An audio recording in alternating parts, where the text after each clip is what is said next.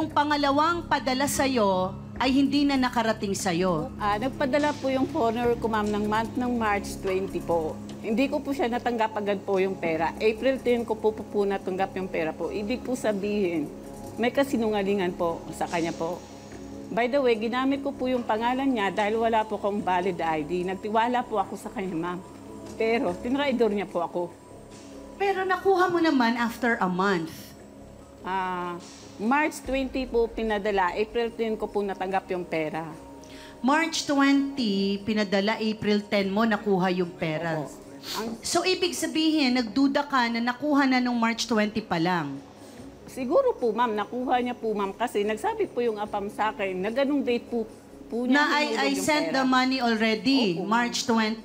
Anong masasabi mo, Jessica? Hindi po totoo yun. Binigay ko nga sa kanya yung resibo nung April 10 eh. Tapos sasabihin mo, inistapa ko. Paano ko inistapa kung binigay ko sa'yo?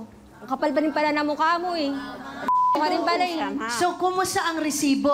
Valid ba, Mervy? Opo, ma'am.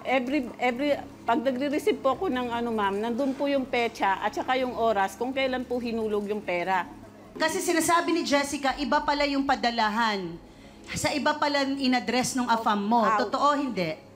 Isang address lang po yun, ma'am. Ilang beses na po nagpadala po sa kanya. Same address lang, Opo. hindi nagbago. Hindi po. So, ano yung sinasabi mo, Hindi po. Jessica, na nagbago?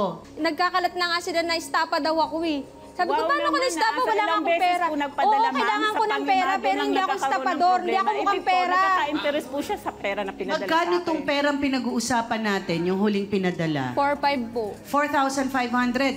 Eto, may issue rin daw na Jessica ay inaagaw din ni Jessica daw ang AFAM mo, Mervy. Di po yung totoo, sinasabi lang po nila yon. Naging loyal po ang foreigner sa akin. Kasi siyempre, seryoso po siya naman.